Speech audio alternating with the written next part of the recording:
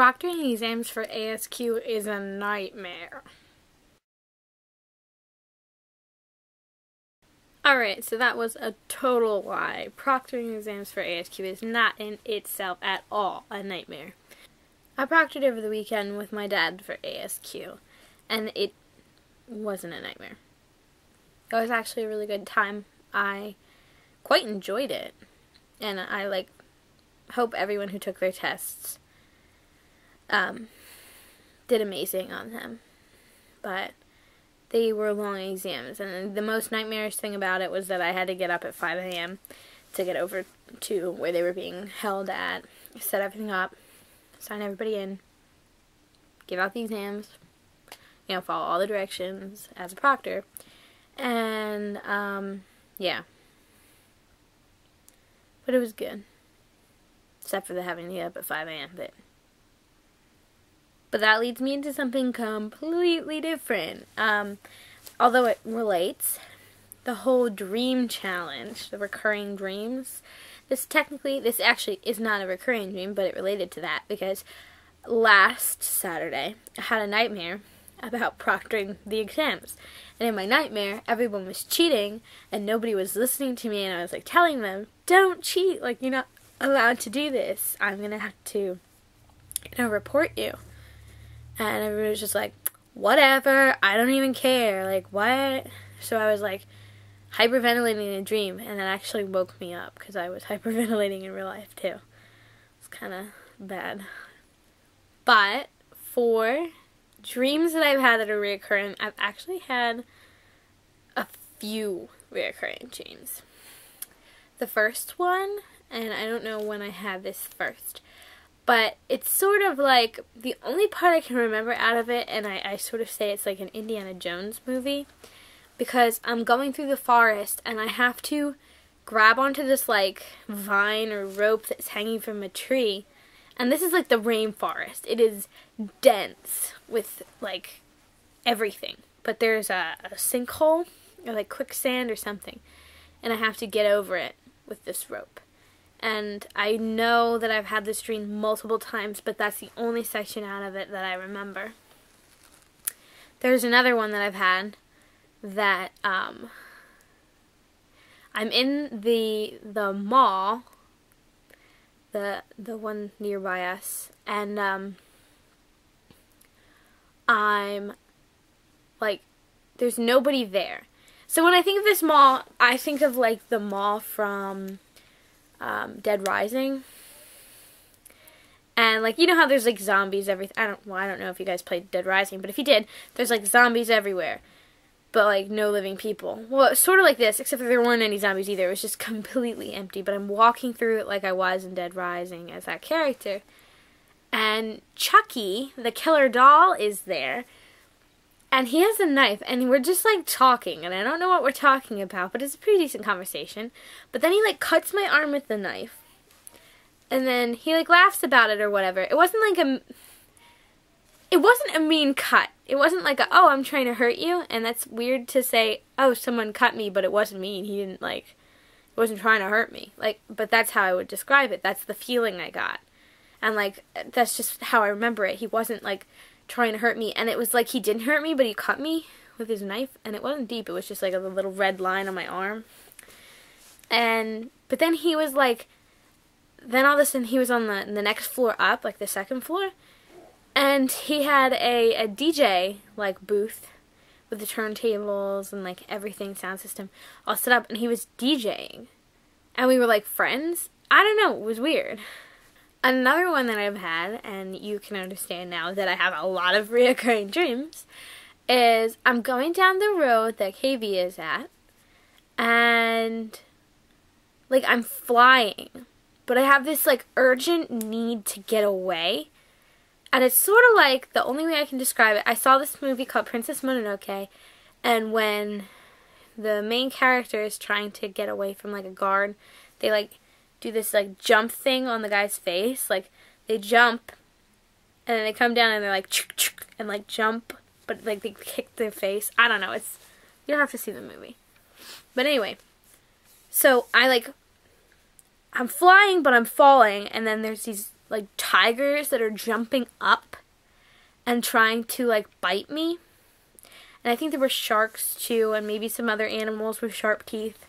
They were like jumping up or like flying up and trying to bite me. So I would do this like weird like flying thing in like a like little loop down.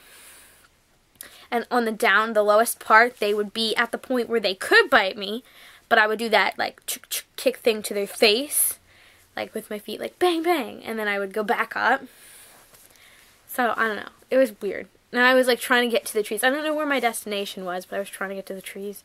And yeah, that's another one. It's weird. But actually, because of my sleeping disorder, I don't have a lot of dreams. So the fact that I have so many that are reoccurring, I don't know if it's weird or if it's just part of the sleep disorder bit.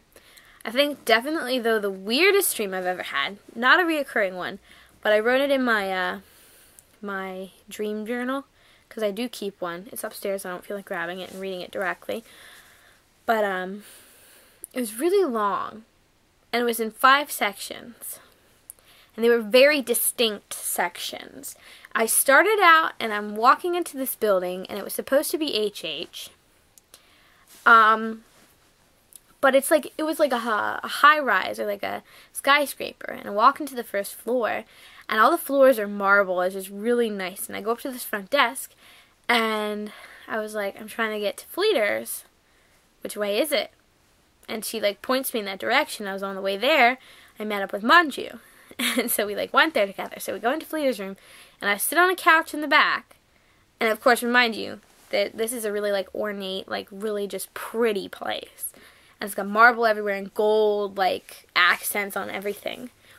So I sit on this really nice couch in the back. Of course, there's a couch in the Fleeters' room.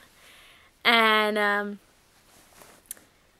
I was just sitting there, and there's like a birthday cake next to me on a table, but I don't know why it's there. It's never addressed. So he is like, you know, come up and sit in a seat, Doc. And so I'm like, okay. And so I went and I sat in a seat, and then in front of the chairs, it was like 2 people per table, but there wasn't a table. But in front of these chairs was like a cutout in the floor the size of one of the science room desks. And there were like shadows, and there was water, and there were shadows swimming around in the water that was in this cutout.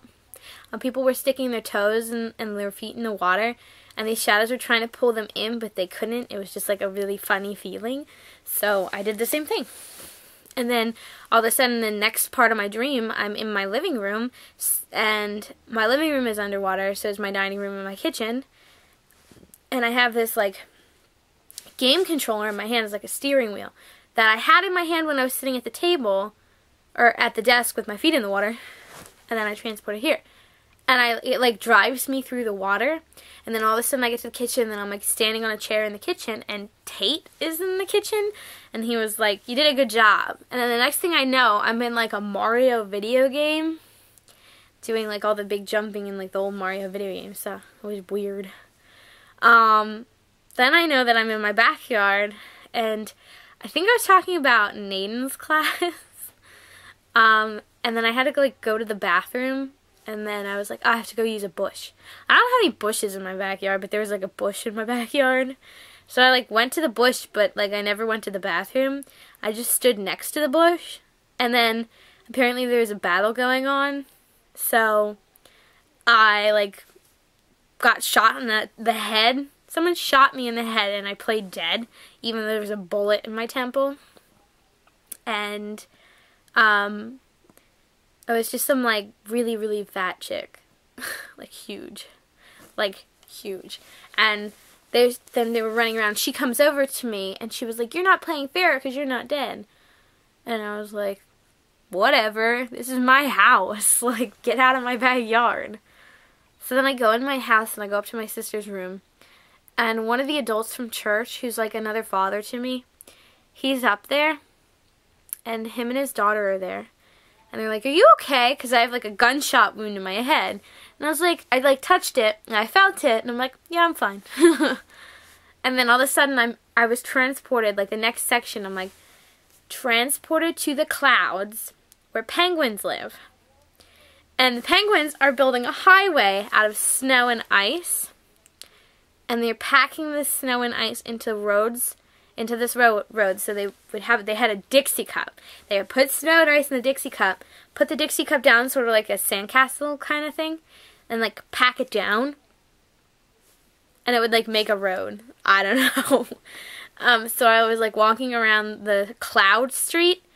Because they lived in the clouds with their ice roads. And I was walking around the clouds, and there's the same people from church. And the daughter was like, when are you going to be in the hospital? And I was like, tomorrow. And she was like, can I come and sing you Jewish songs? And I was like, sure. And then I woke up. Things to note here. I'm not Jewish. So nobody would be singing me Jewish songs. And also, that's probably the weirdest dream that I remember in almost complete detail. Like, when I read what I wrote, I can see it all again in my head. And it's really cool. Talked forever about dreams, and it's like 10 minutes or 11 minutes now, and I really need to shut up. But basically, I just started work. And I work all next week except for Friday. Because Friday's deer and gray. Woo! So I'll get footage from that, hopefully.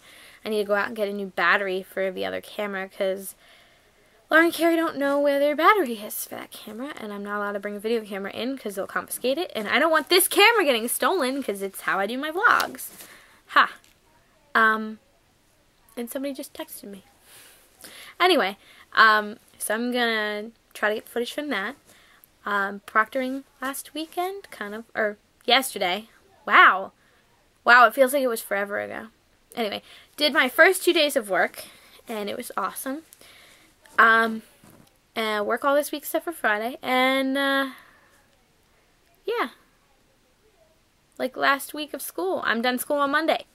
So I can't wait to see all you guys when you come home. And, I guess I'm gonna shut up now. Like, literally, it was penguins packing a road of ice with Dixie cups in the clouds.